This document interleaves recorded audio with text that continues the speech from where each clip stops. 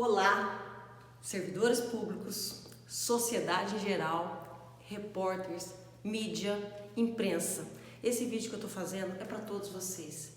E meu objetivo é trazer o conhecimento que eu tenho de previdência, educação financeira, de anos de curso e palestras, de consultoria e também anos tentando explicar o que é o serviço público para quem não é, para parentes, para familiares. Por quê? Porque a imprensa fala diversas coisas que não são verdades. E eu posso falar sobre isso com tranquilidade. Primeiro, porque eu domino o assunto. E segundo, porque eu venho, antes de ser servidor, antes de ter esses 19 anos de serviço público, eu fui gerente de banco. Eu trabalhei na iniciativa privada, onde eu tinha um excelente salário, porque eu cresci, eu galguei, eu ganhava comissões, eu ganhava participação nos lucros do banco. Então, eu conheço as duas realidades. E hoje eu ainda continuo, inclusive, atendendo nas minhas consultorias de aposentadoria, de planejamento financeiro para aposentadoria, eu continuo, inclusive, atendendo servidores e pessoas da iniciativa privada. Então, por isso, eu posso, com maior tranquilidade, falar para você sobre esse assunto. Então, eu gostaria realmente que esse assunto você assistisse com carinho, porque nós estamos discutindo uma reforma administrativa, mas não falar e deturpar as finanças do servidor público. Isso não tem mais como continuar.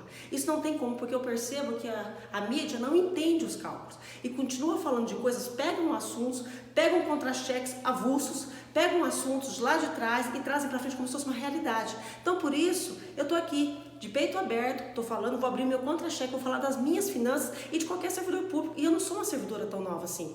Eu sou de 2001, eu também posso no serviço público de 2001, quando ainda existia integralidade e paridade. E eu vou deixar tudo muito claro para vocês, me disponho inclusive a debater, a conversar, mas por favor, vamos falar de uma reforma administrativa com base em conhecimento, com base em fatos. E tudo que eu estou falando aqui, vão checar, vão verificar na lei o que eu estou falando. Tá certo? Então vamos lá. Eu quero aqui realmente, gente, é trazer esclarecimentos e acabar com discussões de coisas que não são reais. Porque até então, aí a sociedade, a mídia, os deputados, parlamentares, podem discutir em cima de coisas reais, de falar de verdades.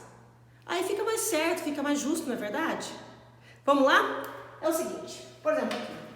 Eu sou servidora do Judiciário Federal em Brasília. Eu sou técnica judiciária. O que é uma técnica judiciária? Eu sou nível médio. E eu, como tomei posse em 2001, eu passei 15 anos, de 2001, cada ano, como se fosse uma promoção que eu tinha também na iniciativa privada. Você vai tendo tempo de serviço, você vai tendo promoções, só que no serviço público você vai, conforme você passa pela avaliação de desempenho, você vai galgando. Então você não entra no serviço público e vai para o final de carreira. Você demora 15 anos para chegar no final de carreira. E o meu salário, que eu estou falando aqui, que é de R$ 11.897 bruto, é o final de carreira. Eu não vou ganhar mais que isso, a não ser que eu tenha aumentos em cima desse valor. Mas eu não tenho mais ascensão funcional. Eu já estou aqui no topo e eu levei 15 anos subindo e eu já estou há 19 anos. Então eu já estou 4 anos aqui no final de carreira e vou continuar até a minha aposentadoria com 64 ou 62 anos, conforme a regra que eu optar. Tá certo? Então a primeira coisa, o salário bruto de técnico judiciário é esse aqui. Aí eu venho te falar uma coisa. Eu era uma excelente gerente de banco. Cumpria metas, produtividade. E eu tenho certeza que se hoje eu não fosse servidora pública e eu procurasse um emprego num banco e voltasse a ser gerente, eu ganharia um salário superior a esse. E vou te contar, esse salário, se eu ganhasse na iniciativa privada, 11.897, que não é um salário difícil de se encontrar na iniciativa privada, não. Cargos de gerências, pessoas com competências, pessoas que já têm 19, 20 anos de carreira, como eu, você acha sim na iniciativa privada, tá certo? E também empresas públicas, você pega Banco do Brasil, Correios, Caixa Econômica, Petrobras, são empresas públicas pagas pelo governo também, só que são INSS, o plano de aposentadoria é INSS. Só quero comparar com vocês o seguinte, se eu trabalhasse na iniciativa privada e estivesse com esse salário lá, eu não ia pagar para o INSS R$ 1.582,50. É esse valor aqui que o servidor público paga para a sua aposentadoria. Então, quando falam, o servidor público ganha 10, compara com 10 de alguém que ganha na iniciativa privada. Só que daí fala que o servidor público se aposenta com 10. Só que esse servidor público, ele contribui sobre 10. Quem tomou posse antes de 2012, ele contribui sobre esse valor. Ele não leva de graça os 10 mil reais ou a média, porque eu já vou explicar bem depois essa parte, integralidade e média. Mas o servidor público, durante toda a sua carreira, ele não contribui, porque se eu trabalhasse na iniciativa privada e ganhasse 11.897, a minha contribuição seria de R$ 713 reais, que eu iria contribuir limitado ao teto. Então eu poderia ganhar 10 mil, 11 mil, 12 mil, mas no máximo, eu poderia ganhar 30 mil na iniciativa privada. Um diretor de uma iniciativa privada, uma grande empresa, ganha 30, 40, 50 mil. Ele contribui R$ 713 reais, porque é isso que ele vai aposentar na iniciativa privada, tá certo? Então, eu só quero deixar bem claro isso. Nós, servidores públicos, por exemplo, a minha alíquota, se você dividir 1.582 por 11.897, vai dar um custo efetivo total, uma alíquota minha, de 13,30. Ah, Patrícia, mas nem tem essa alíquota na reforma da Previdência. É que as alíquotas são 12, 14, 16, 19, conforme então a faixa salarial ficou muito parecido com aquele cálculo do imposto de renda. Conforme faixas, você contribui sobre uma faixa. Então, mas de custo efetivo total, a alíquota hoje minha sobre essa remuneração é de 13,30% para a minha aposentadoria, tá certo? Então, já fica um fato aí. O servidor público que se aposenta com salários acima do teto, ele contribui muito mais. Gente, você compara aqui, ó, 713, daria R$ 1.400. A gente paga mais que o dobro que a iniciativa privada. Tá certo? Então, se aposentamos com maior valor, mas contribuímos a vida inteira sobre maiores valores. Tá certo? Então, isso são os servidores que contribuem sobre tudo, são os servidores que tomaram posse até 2012. Quando entrou a Previdência Complementar no serviço público, que também hoje no serviço público os servidores também tomam posse, podem ganhar. O magistrado ganha 30 mil reais, ele contribui sobre o teto, igual uma pessoa da iniciativa privada, só que esse magistrado, ele também não vai se aposentar por 30 mil, se ele contribuiu a vida inteira sobre o teto. Ele vai se aposentar. Você pode pegar um magistrado que tomou posse depois de 2012 no serviço público, se o magistrado, se antes ele só era advogado, ele nunca teve um cargo público e tomou posse em 2012, a partir de 2012, ele vai se aposentar por 6.101, igual uma pessoa da iniciativa privada, igualzinho, não tem diferença, tá certo? Então, ficando claro, aquelas pessoas que vão se aposentar melhor é porque contribuíram mais. Um outro fator que é muito importante, quando eu deixei o banco, a iniciativa privada, eu ganhava todos os meses do meu salário, tanto é que depois que eu entrei no serviço público, eu pude sacar o meu FGTS. Então, quem é meu patrão? É o governo. O governo não me paga FGTS. Gente, se eu hoje, uma pessoa da iniciativa privada que ganha R$ 11.897, ela paga de previdência isso, mas ela tem depositado na sua conta todos os meses 8% desse valor, R$ 951. Eu não tenho esse dinheiro aqui, o servidor público não tem. Ou seja, o governo, eu pago mais previdência, o governo é meu patrão e ele não me deposita fundo de garantia. O que é a falta do meu fundo de garantia? É a troca pela estabilidade, que é justamente um dos pontos que a reforma mais bate de frente de tirar do servidor público a estabilidade. Pessoal, o servidor público, se ele cometer um problema, se ele não for desempenhar suas funções, existe todo um processo administrativo, disciplinar, onde ele pode ser demitido, advertido, suspendido. Então o servidor público, gente, quando ele tem a sua estabilidade, e estou falando de um servidor público que tem estabilidade e é um bom funcionário, ele tem meios, dê ferramentas para gestão, aumente as punições. O servidor que não quer trabalhar, que tenha possibilidade de passar por um processo e, sendo provado, que ele seja advertido, demitido, uma vez advertido, depois suspenso, depois demitido. Ele está se negando a trabalhar, ele está lá para trabalhar, a gente está lá para servir a sociedade. Agora, só por causa da minha estabilidade é que eu posso chegar para qualquer pessoa lá dentro e falar, não faço. Isso está infringindo a lei. Agora, você imagina os serviços públicos daqui para frente, sendo só cargos de função, comissão, nomeando pessoas de livre nomeação. Uma pessoa que depende de quem o indicou para receber aquele salário, que é um salário digno, que ele quer levar para sua família. Ele vai falar não? Será que isso aí vai melhorar a qualidade do serviço público? Ou nós vamos ter mais corrupção? Nós vamos ter pessoas mais submissas a ordens? Gente, é só a gente ver a quantidade de escândalos que nós temos no serviço público com pessoas, tanto servidores quanto pessoas que foram colocadas ali por indicação política. Agora, então, foi a minha estabilidade. Então, são duas coisas que eu tenho na minha estabilidade.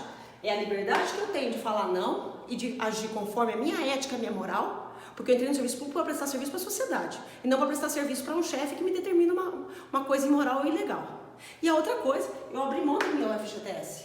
Eu não tenho FGTS. E eu no serviço público, no serviço privado eu tinha. Entendeu? Então, tipo assim, o governo não paga FGTS pra gente. A gente não tem esse depósito mensal. Eles vão depositar, porque se a gente não for ter estabilidade, é uma troca, entendeu? Então, esse aqui já é um outro ponto que a gente tem que deixar muito claro. Eu contribuo mais previdência e eu não tenho FGTS e a minha estabilidade me dá liberdade de atuação. Servidores ruins que sejam punidos.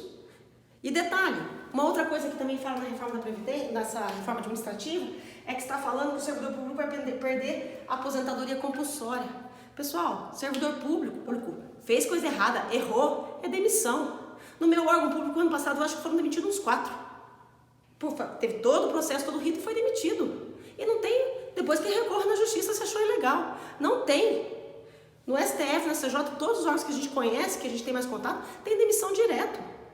Então, não existe aposentadoria compulsória para servidor público.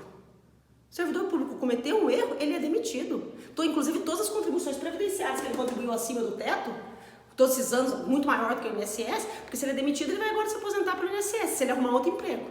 Todas essas contribuições maiores, ele perdeu. Ele perdeu todos os anos de contribuição. Tá certo? Outra coisa também que estão falando é que servidor público vai acabar com as férias 60 dias. Você não tem nenhum parente que é servidor público, que trabalha numa prefeitura, num estado, para a União? Você conhece algum servidor público que tirou férias 2 vezes por ano, que tem 60 dias? Eu estou no serviço público desde 2001, nunca tive 60 dias de férias. Servidor público, eu não conheço nenhum. Nesses anos todos que eu estou lá, e nem no passado, que tiveram. O que existia no passado, lá atrás, era licença prêmio, quinquênio e tal. Hoje, desde que eu tomei posse em 2001, nem licença prêmio tem mais, a cada 5 anos. Nós somos lá, tá? Então nós não temos mais que 30 dias de férias. E geralmente se você conhece algum parente que divide, é porque ele dividiu os 30 dias em 2 vezes. Mas não que ele teve mais que 30 dias de férias. Uma outra coisa que é muito importante ser falada. No serviço público, existem pessoas que têm funções. São aquelas pessoas que são supervisores de setores, que coordenam pessoas, coordenam contratos de licitação, coordenam valores, comandam notas fiscais para serem pagas, são ordenadores de despesa, com os diretores gerais dos órgãos, que repassam o dinheiro da União. Então essas pessoas têm função sim, tem funções de 1.000, tem função de 2.000. Por exemplo, o ordenador de despesa do meu órgão, que é o chefe maior, a função dele é R$8.000. Vai ver quanto que um CEO de uma empresa, que administra toda uma estrutura, quanto que é uma função para ele ter esse cargo? Disponibilidade, 24 horas trabalhando, responsabilidade, assinando milhões e milhões de reais. Lá no tribunal é R$8.000. Aí vem falar que essa pessoa incorpora. Não incorpora, gente. Desde que eu tomei posse no serviço público em 2001, lógico, de 2001 a 2003, quando acabou isso da incorporação, que foi em 2003, acabou esse negócio de incorporar, a pessoa contribuir alguns anos sobre a função e depois levar isso para a aposentadoria. Isso, desde 2003, está extinto. Ninguém incorpora mais. E as pessoas que incorporaram, vamos dizer que ela incorporou 1/5 de uma função. Ela tem lá R$1.000.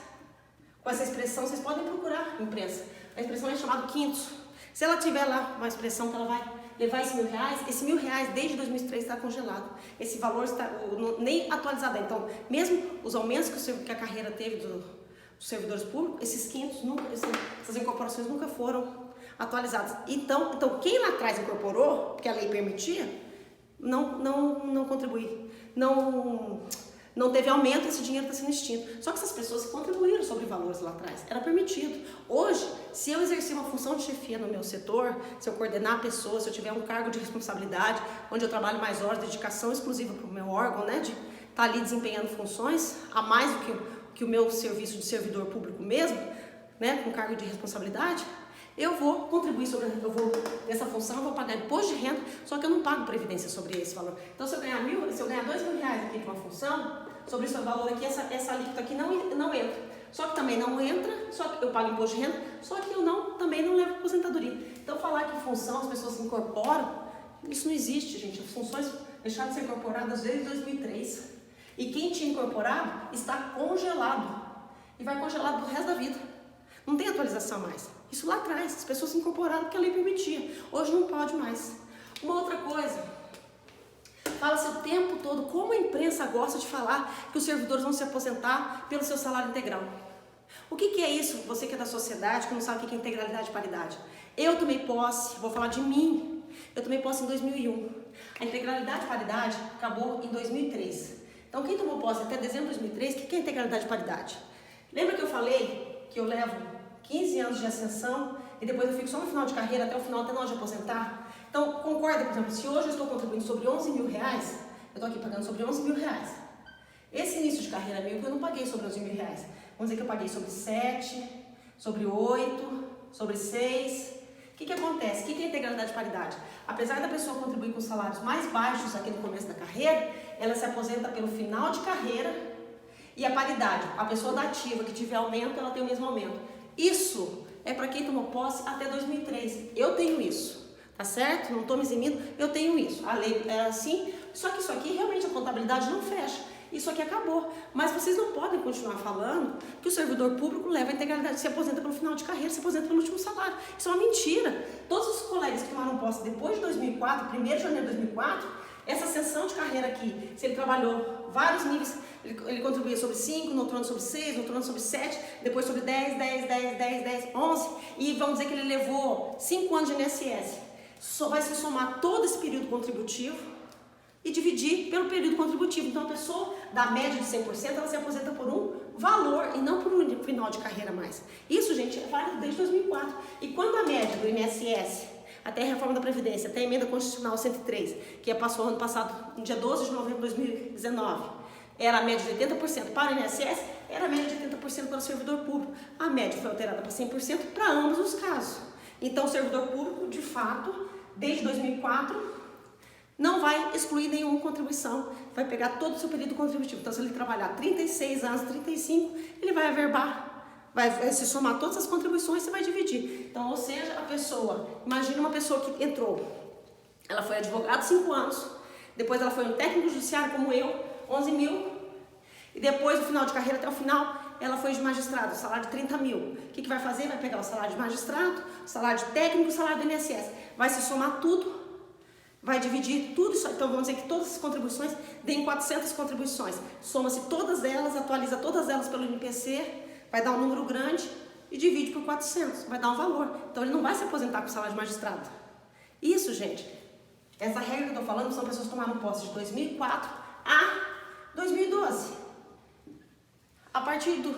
Através da lei 12.618/2012, o regime de previdência complementar entrou no serviço público.